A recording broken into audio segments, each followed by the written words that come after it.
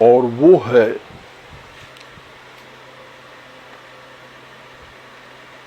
मैसूर।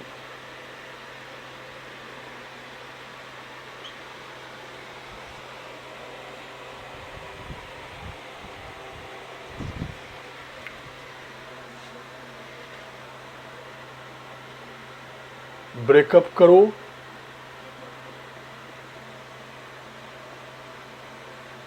भौगोलिक अवस्था,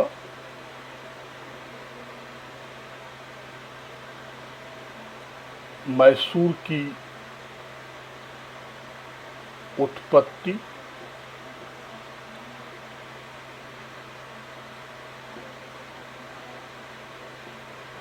विजयनगर, बहमनी, मैसूर,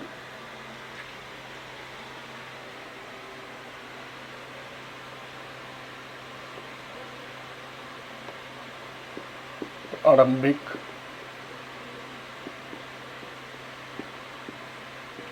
राजनीति,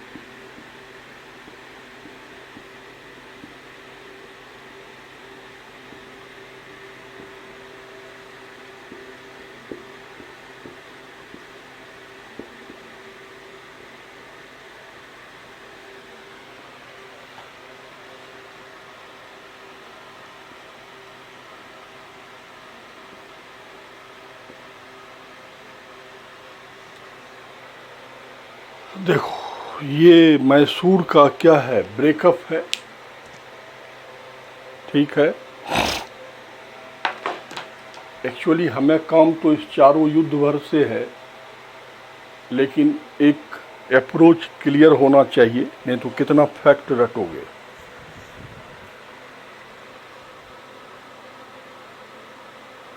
अब चूंकि हम रीजनल हिस्ट्री पढ़ रहे हैं,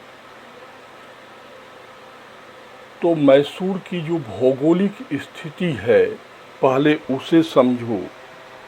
आप और हम सब लोग जानते हैं कि आधुनिक कर्नाटक का हिस्सा है कौन? मैसूर। और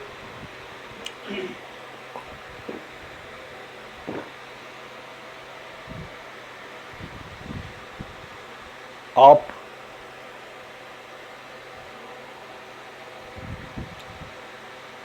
बेहतर तरीके से समझ गए होंगे कि ये बड़ा छोटा सा राज्य था, बड़ी छोटी, और आर्थिक रूप से बड़ा संपन्न था। ये इसकी सबसे बड़ी विशेषता थी कि था तो बड़ा छोटा, लेकिन आर्थिक रूप से बहुत संपन्न था। और वाडियार शासकों के नेतृत्व में इसका लगातार विकास होते रहा। तो स्वाभाविक है, और चूंकि ये दक्षिण भारत के राजनीतिक संघर्ष में कभी संलग्न नहीं रहा, तो स्वाभाविक है इसकी आर्थिक प्रगति होती गई। और ब्रिटिश ईस्ट इंडिया कंपनी तो ऐसे जगहों को ढूंढ रहा था भारत में जहां उसे इनपुट कम लगाना पड़े और आउटपुट मैक्सिमम निकले, कि मैसूर जैसा छोटे राज्य को यदि हड़प लिया जाए तो आर्थिक रूप से संपन्न राज्य भी उसके पास आ जाएगा और इसमें जोर लगाने की ज़रूरत भी कम पड़ेगी। मतलब कम खर्च पे ज़्यादा आउटपुट निकले। लेकिन अंग्रेज़ों को ये बाद में समझ में आया कि मैसूर को योग्य सुल्तान मिल जाने के कारण उसे छोटे से मैसूर को जीतने के लिए एक नहीं 4 युद्ध करना पड़ा और लगभग 30 वर्षों तक युद्ध करना पड़ा, तब जाके संभव हो पाया। अब देखो, ये मैसूर आ कहां से गया और ये मैसूर को बचा कैसे रह गया, ये समझने के लिए आपको विजयनगर जाना होगा। आपने विजयनगर साम्राज्य का नाम सुना होगा। तो विजयनगर साम्राज्य की स्थापना के साथ ही वहाँ पर एक मुस्लिम साम्राज्य की भी स्थापना हुई, बहमनी साम्राज्य। अब दोनों का विस्तार का क्षेत्र दक्षिण भारत था। विजयनगर और बहमनी साम्राज्य के बीच रायचूर दोआब को लेकर हमेशा युद्ध होते रहा। कभी ये विजेता, कभी वो विजेता। और साथ ही साथ कालांतर में इतिहास विकास करते गया। तो आप देखोगे कि विजयनगर ने भी संगम वंश, सुलुभ वंश, तुलुभ वंश और अरिविडो वंश, 4 वंश देखे। वहीं पर बहमनी साम्राज्य भी कालांतर में 5 भागों में बट गया। आदिल शाही, निजाम शाही, बरार शाही, बरीद शाही, कुतुब शाही। उसने भी संगम, सुलुभ, तुलुभ, अरबिडो 4 वंश देखे और ये भी कालांतर में 4-5 हिस्सों में बट गया। निजाम शाही, आदिल शाही, बरार शाही, बरीद शाही, कुतुब शाही। लेकिन इसका आपसी संघर्ष चलते रहा। अब देखो, 1565 के आसपास अरबिडो वंश का एक शासक था सदाशिव। इसने बहमनी साम्राज्य के 5 राज्यों को आपस में लड़वाना शुरू किया। ये जब लड़ते लड़ते थक गए, तब इनने सोचा आखिर हम क्यों लड़ रहे हैं। तो इन्हें पता चला कि सदाशिव लड़ा रहा है। परिणाम स्वरूप 1565 में तलीकोटा का युद्ध होता है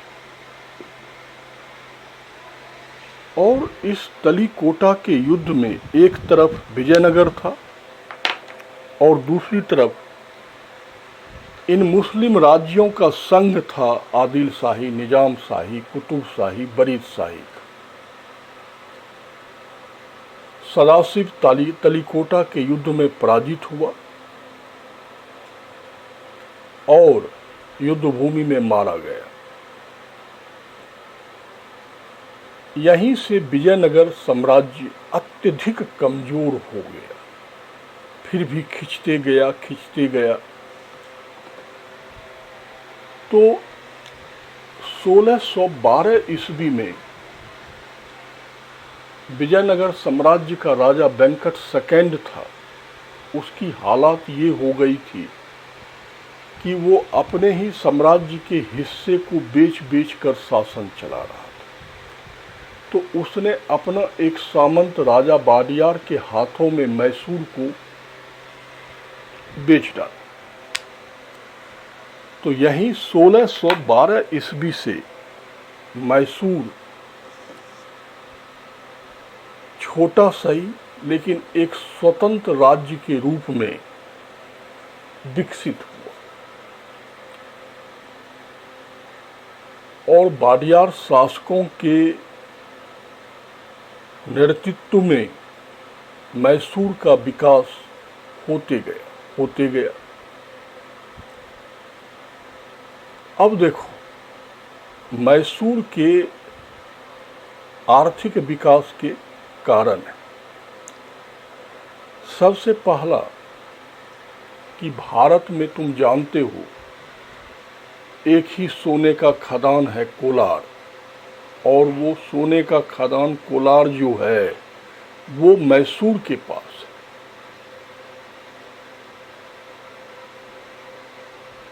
और सोने से भी महंगा एक वस्तु है चंदन की लकड़ी, और वो पूरा चंदन का लकड़ी आज भी जानते हो सिर्फ मैसूर के ही पास होता है। मैसूर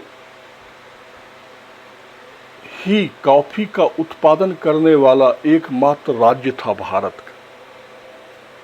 मैसूर के पास मसाला उत्पादक क्षेत्र भी था, मालाबार तट में कोचीन रियासत में स्थित था वो। इस प्रकार मैसूर अपने घरेलू उद्योगों को डेवलप करते गए और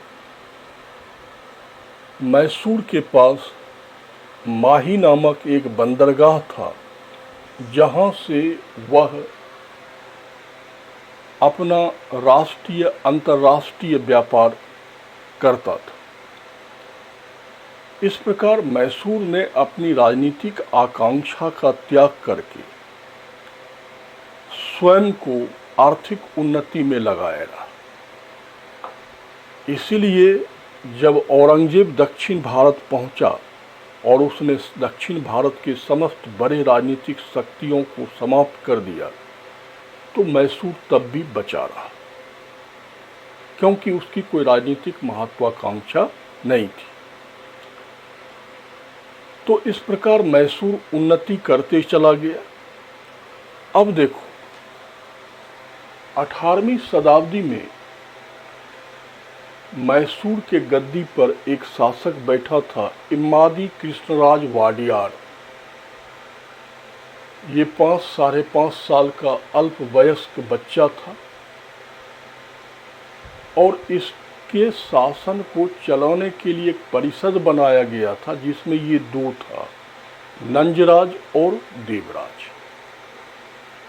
ये नंजराज प्राइम मिनिस्टर था, देवराज सेनापति था, कमांडर इन चीफ। इसी समय पेशवा बालाजी बाजीराव की नज़र मैसूर पर पड़ जाती है और 3-4 अटैक करता है और ऐसा लगने लगा कि मैसूर का अस्तित्व समाप्त हो जाएगा। ये नंजराज देवराज भ्रष्ट अधिकारी था।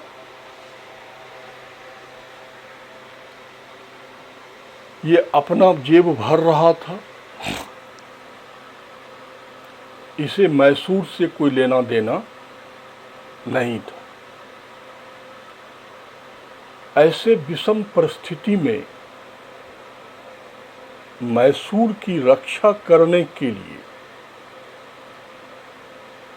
एक व्यक्ति सामने आता है और उस व्यक्ति का नाम है हैदर अली। ये मैसूर का था। साधारण सैनिक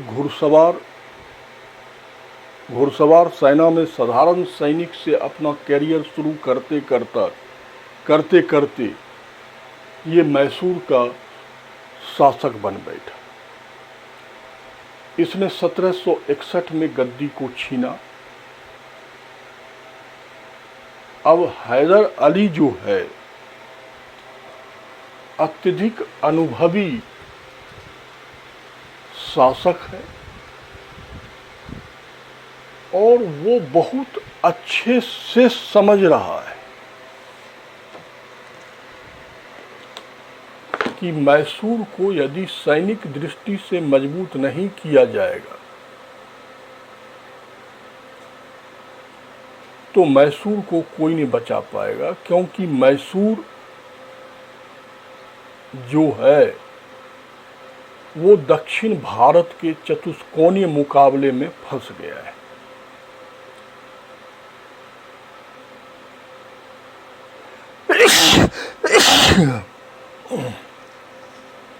इस पर नजर पेशवा का भी है। इस पर नजर ब्रिटिश ईस्ट इंडिया कंपनी का भी है। इस पर नजर हैदराबाद निजाम का भी है और इस पर नजर कर्नाटक के नवाब का भी है। एक छोटा सा राज्य और उस पर एक नहीं बल्कि 4 महारथियों का नजर हो तो उसका जाना तय है। उस हैदर अली इस चीज को समझ रहा था। संयोग से 1761 में पढ़ ही चुके हो पानीपत का तृतीय युद्ध हुआ, मराठा शक्ति छीन हुआ, तो हैदर अली ने उन सारे भूभाग को हस्तगत कर लिया जो उससे मराठा ने छीना था। तो इस प्रकार भौगोलिक क्षेत्र के आधार पर फिर से तृप्त राज्य हो गया मैसूर। लेकिन जब माधवराव नारायण राव पेशवा बना और पेशवा जब फिर से शक्ति में आया तो हैदर अली ने कूटनीतिक संबंध का कूटनीतिक परिचय देते हुए पेशवा को चौथ देकर आक्रमण से रोक दिया। हैदर अली ये बहुत अच्छे से जान रहा है कि वास्तविक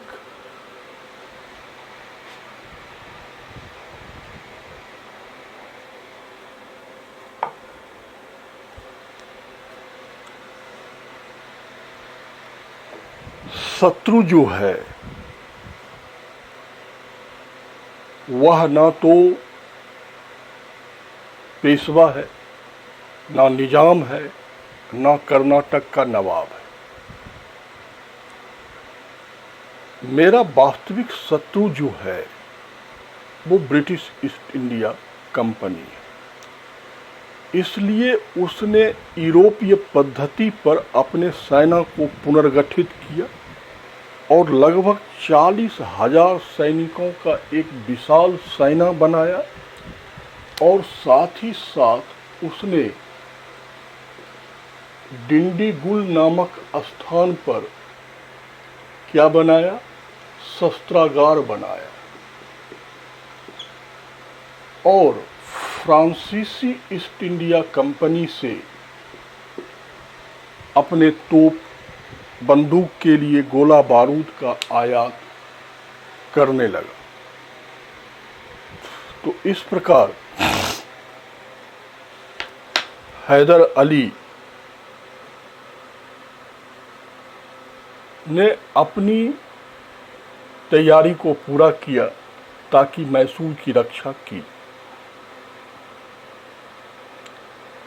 और हैदर अली को जो भय था वो बहुत जल्दी सामने आ गया जब प्रथम आंग्ल मैसूर युद्ध 1767 में शुरू हुआ। अब देखो इसका जो कारण है वो बड़ा सामान्य है कि ब्रिटिश ईस्ट इंडिया कंपनी पूर्वी भारत की सफलता को दक्षिण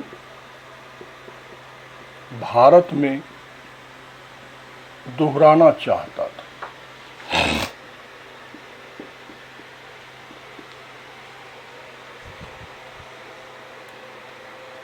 अब देखो आप पढ़ चुके हो कि ब्रिटिश ईस्ट इंडिया कंपनी को बहुत बड़ी सफलता बंगाल में हाथ लग गई थी।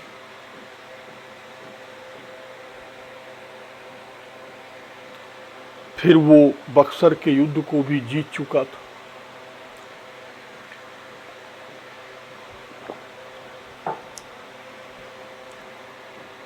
उसे बंगाल, बिहार और उड़ीसा का दीवानी अधिकार मिल चुका था। वो वैसी ही सफलता दक्षिण भारत में दोहराना चाहता था।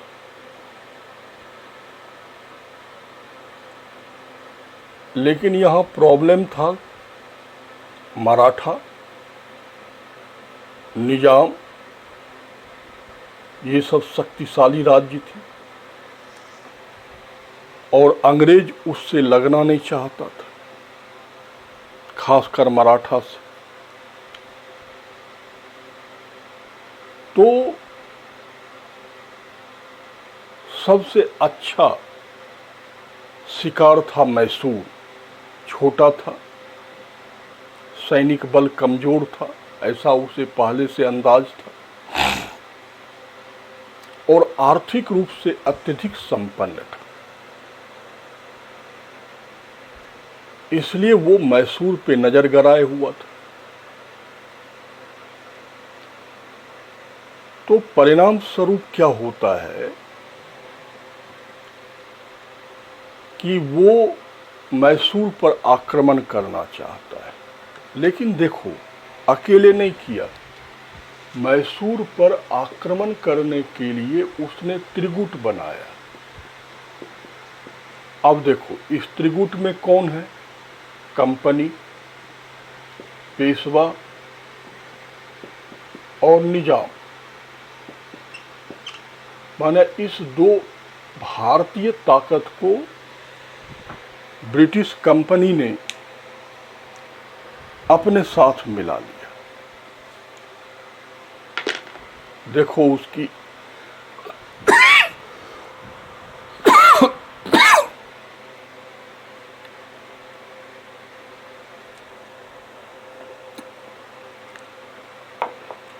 चाल देखो।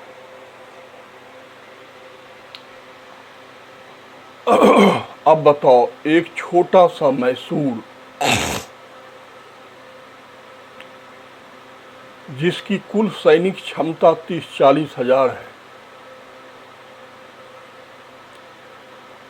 उसके खिलाफ कंपनी ने पेशवा और निजाम का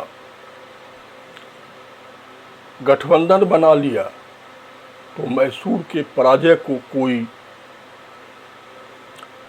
रोक नहीं सकता है। बट यहीं पर देखो, इसलिए कहा जाता है कि शासक और प्रशासक में धैर्य होना चाहिए कि जब यदि मान लो सीधे उंगली घी नहीं निकल रही है, तब ये कूटनीतिक प्रयास करना चाहिए। क्योंकि हैदर अली को प्रशासन का अनुभव था, उसने धैर्य से काम लिया और उसने पेशवा को धन देकर और निजाम को क्षेत्र का प्रलोभन देकर त्रिगुट से बाहर कर दिया। अब कंपनी निस्सहाय हो गई, अकेले उसमें ताकत नहीं थी, क्योंकि यदि वो अकेला करता तो हो सकता था कि भारतीय राजाओं का गुट बन जाता। लेकिन हैदर अली कंपनी को अब मजा चखाना चाहता है। इसके लिए हैदर अली ने दक्षिण भारत में कंपनी के मित्र कर्नाटक के नवाब अनबरुद्दीन पर दबाव बनाया और लगभग 1.5 साल तक त्रिचनापल्ली के किले पर घेरा डाला और कर्नाटक के नवाब को पराजित किया। क्योंकि हैदर अली यदि मद्रास निकलता तो ऐसे स्थिति में कर्नाटक का नवाब मैसूर पर अटैक कर सकता था।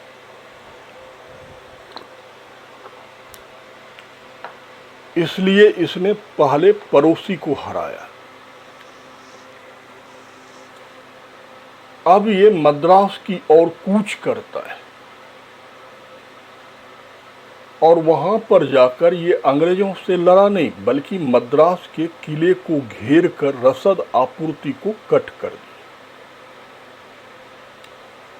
देखो कितना चतुर है कि हो सकता है कि अंग्रेजों के पास ज्यादा गोला बारूद हो, प्रत्यक्ष युद्ध में हार जाए,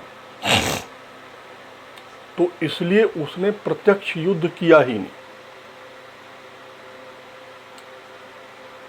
बल्कि उसने क्या किया, मद्रास के किले को घेर लिया। 6 महीने तक रसद आपूर्ति काटे रहा। कंपनी ने आत्मसमर्पण कर दिया। दोनों में मद्रास का समझौता हुआ।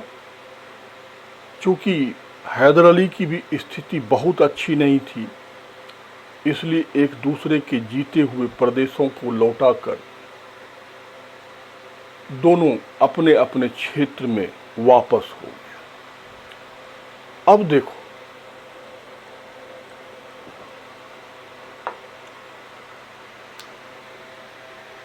कंपनी भी इस पर नजर गरमा चुकी थी, तो फिर से द्वितीय आंग्ल मैसूर युद्ध हुआ और द्वितीय आंग्ल मैसूर युद्ध का कारण है माही बंदरगाह पर ब्रिटिश ईस्ट इंडिया कंपनी का कब्जा। आपको पहले ही मैंने बताया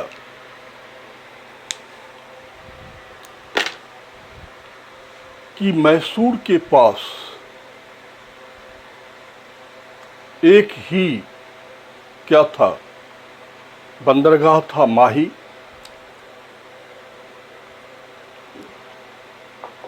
यहीं से इसका व्यापार होता था।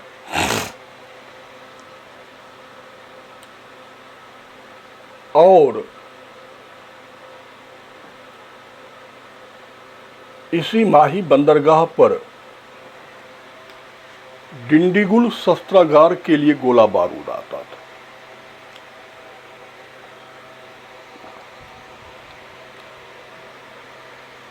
और इस पर ब्रिटिश ईस्ट इंडिया कंपनी ने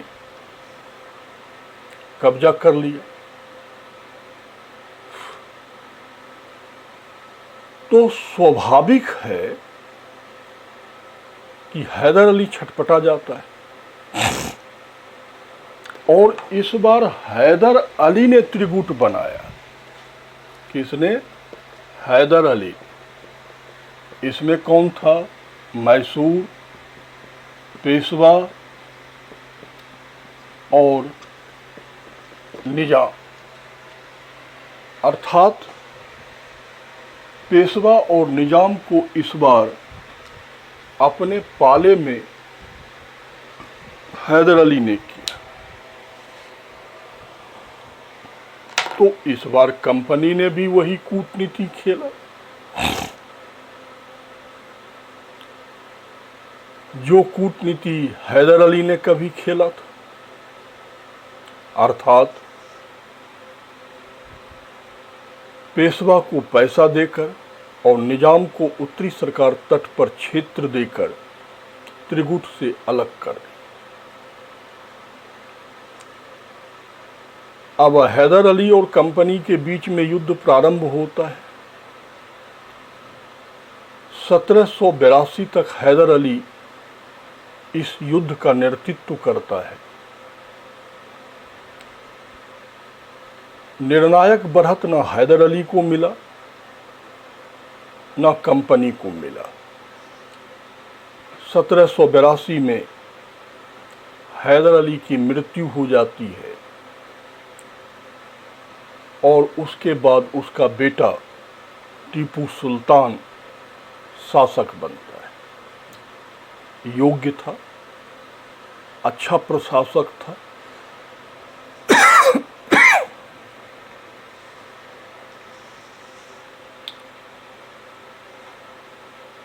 अच्छा सैनिक, सेनापति था, विद्वान भी था, लेकिन अपने पिता के समान कूटनीतिज्ञ नहीं था। क्योंकि कूटनीतिक ज्ञान किताबों से नहीं आता है, अनुभव से आता है। तो अभी टीपू को प्रशासनिक अनुभव उतना नहीं था, लेकिन इसने भी द्वितीय आंग्ल मैसूर युद्ध में 1784 तक अंग्रेजों को निर्णायक बढ़त नहीं लेने दी। युद्ध लंबा खिंच गया। दोनों पक्ष सम्मानजनक समझौता चाहता था। मंगलौर के समझौता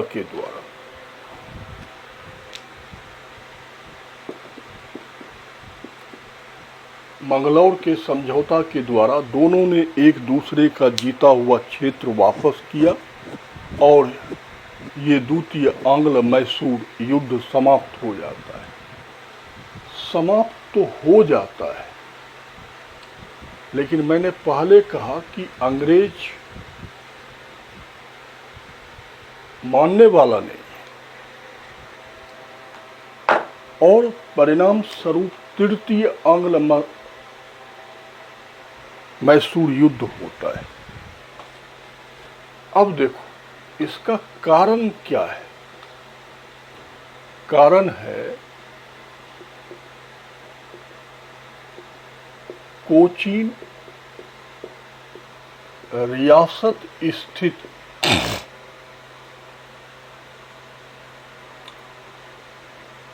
दो जगह है, जयकोट और कृगानूर। इस दोनों जगह को ट्रवनकोर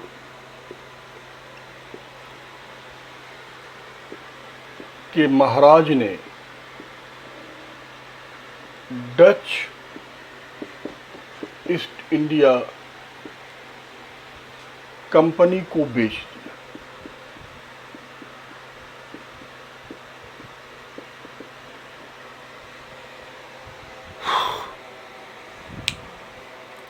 अब आप देखो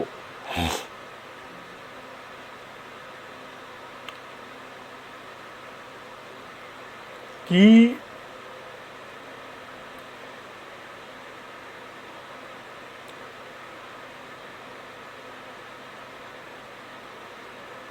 ये कोचीन रियासत, अभी ये कोचीन केरल में है, विवादित था।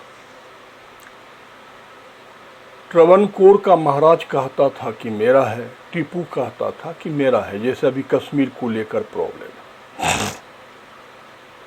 बट जिसकी लाठी उसकी भैंस। मैसूर सैनिक रूप से मजबूत था, इसलिए हैदर अली के जमाने से ही कोचीन रियासत पर कब्जा था। मैसूर का, इसलिए टीपू का अधिकार था कोचीन रियासत पर। अब ये जो जैकोट और करगानूर, ये दो जगह है, ये मसाला उत्पादक जगह है, और ट्रवनकोर के महाराज ने इसे डच ईस्ट इंडिया कंपनी के हाथों बेच दिया।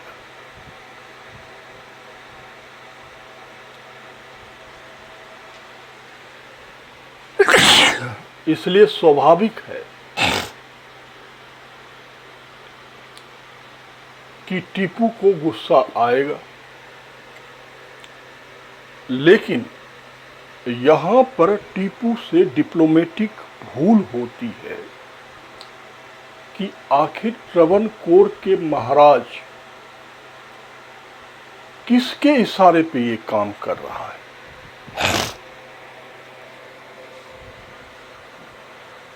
ये सोचना चाहिए था।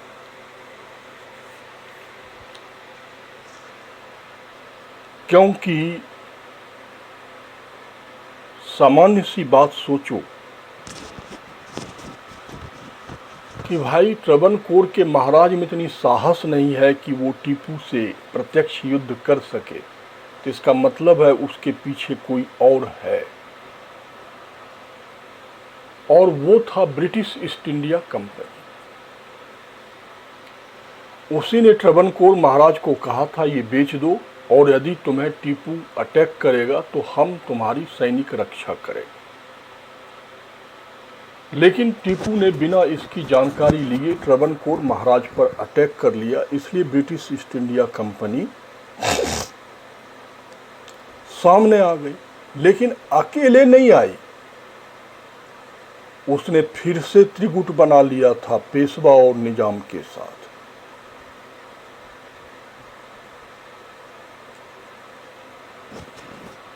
और टीपू ने फिर दूसरी कूटनीतिक भूल की कि उसने पेशवा और निजाम और कंपनी के त्रिगुट को तोड़ा नहीं। उसने तो सोचा ये पेशवा और निजाम ऐसे आ जाता है, कभी उससे ले लेता है, कभी हमसे ले लेता है और अलग हो जाता है, ये कुछ लड़ेगा अड़ेगा नहीं। और बिना त्रिगुट को तोड़े ही टीपू युद्ध भूमि में उतर गया। परिणाम स्वरूप टीपू को एक साथ 3 मोर्चा खोलना पड़ा। एक पेशवा के खिलाफ, एक कंपनी के खिलाफ और एक निजाम के खिलाफ। आप समझिए, जिसके पास सीमित संसाधन है, 30-40 हजार ही फोर्स है, अब वो एक साथ 3 मोर्चे पे कैसे लड़ेगा। संसाधन बट गया। लेकिन यही संसाधन यदि एक मोर्चे पे लगाया जाता तो भारी संसाधन हो जाता। इसलिए अंग्रेजों को 2-2 युद्धों में बढ़त कभी नहीं मिली। इस बार इच्छा पूर्ति हो गई, टीपू हार गए, कूटनीतिक गलतियों से हारा, और टीपू को श्रीरंगापट्टनम की संधि करनी पड़ी।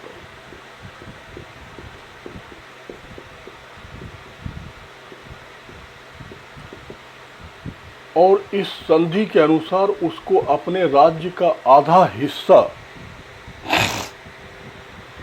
कंपनी और कंपनी के मित्रों को देना पड़ा। 1.5 करोड़ रुपया युद्ध क्षति के रूप में भी देना पड़ा। अधमरा हो गया टीपू। लेकिन अभी भी अंग्रेजों का मन नहीं भरा था, इसलिए चौथा आंग्ल मैसूर युद्ध हुआ। और इसका कारण है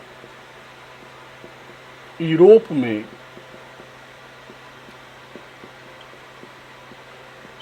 नेपोलियन का उदय।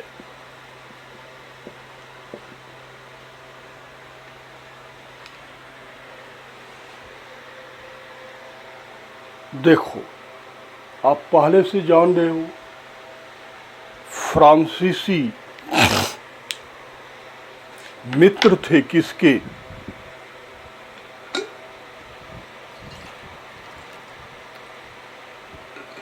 मैसूर के।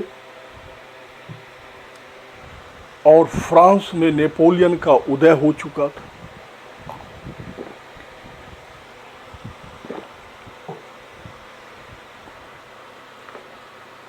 और नेपोलियन हर हाल में अंग्रेजों को इंग्लैंड में हराना चाहता था, यूरोप में। इसके लिए आवश्यक था उसे भारत में हराया जाए। इसमें टीपू सहयोगी हो सकता था। तो ऐसे दुश्मन को छोड़ा नहीं जाएगा। और उस समय भारत के गवर्नर जनरल लॉर्ड वेलेजली थे, जो सहायक संधि लेके आए थे। टीपू के समक्ष भी सहायक संधि रखी गई, स्वीकार नहीं किया। इसलिए लॉर्ड वेलेजली ने अपने भाई जनरल ऑर्थर वेलेजली के नेतृत्व में एक सेना मैसूर भेजा। टीपू भी अपनी राजधानी श्रीरंगापट्टनम के किले के आगे युद्ध करते हुए वीरगति को प्राप्त हो गया। लेकिन अंग्रेजों की अधीनता को स्वीकार नहीं किया